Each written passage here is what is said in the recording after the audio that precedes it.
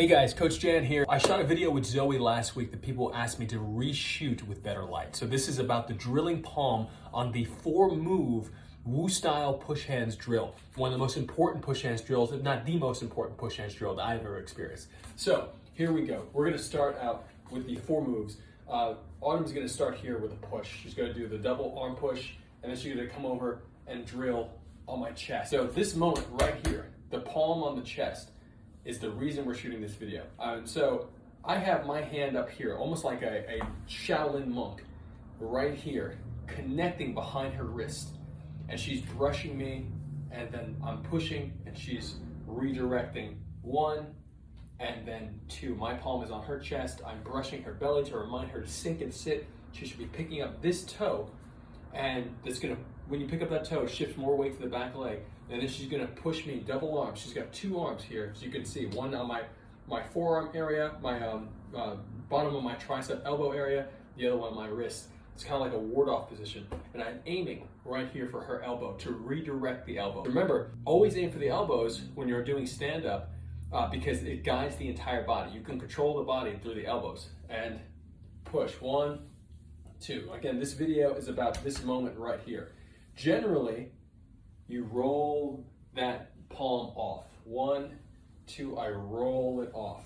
And we're gonna switch directions. 1, 2, just so you can see the other side. And then I'm gonna push her 1 more time, and she's gonna redirect me and push 1 and 2. Here's her palm again, and look, my hand comes up, and this other hand shoots to her elbow.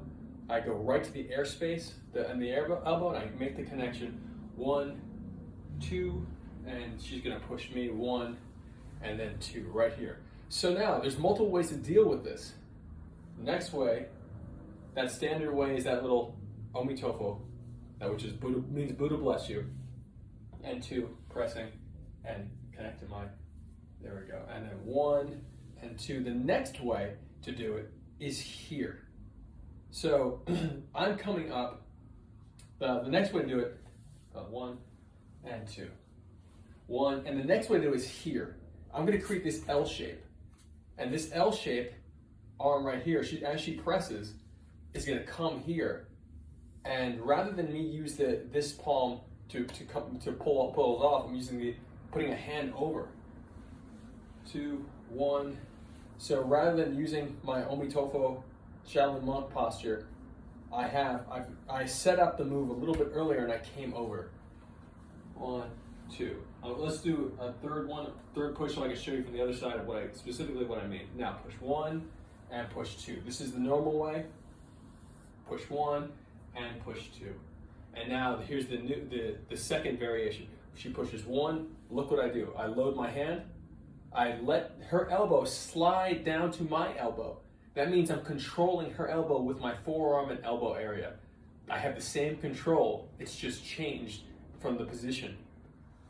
Change the position to my elbow. Then she's gonna push over, and boom, I have it right here. Now look, I can lift my elbow to create this little hole that she's going through.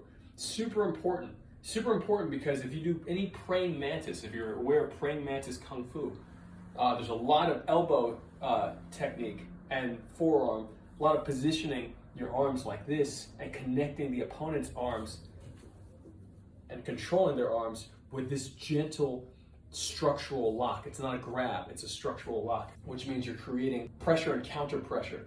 So she's gonna push me.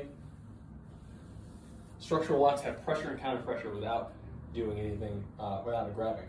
So I slide it off and then I push back. And of course that is against the Wu style tenet of lifting the elbows. Very rarely do you lift the elbows in Wu style, so we're lifting the elbows just for this move. The third variation is what I just did here. Boom, look at this. So rather than using the elbow or coming up here, I'm rolling the elbow down. So she's gonna press and I'm rolling it down here, and now I'm coming up and I'm sliding up. So it's a little bit different than sliding here and doing the omitofo, the Buddha bless you hands. I'm sliding in and I come up. And that rolling up, this rolling, which you may see in your forms, this rolling helps you take this spiral and continue it into the opponent, or your partner. So she's gonna push 1, 2, we just get the rhythm, and now watch. 1, I'm rolling, she's pushing. 2, look at this roll. Now watch what happens here. From this roll, I can roll into turning the arm. Very, very important concept. This is a standing arm bar, and I'm rolling the tricep. There's no grab. This is not a grab. I'm only grabbing right now to point to you that this is not what I'm doing. Opening the hand, my hand stays open, and I'm rolling here. 1, 2, and then she pushes.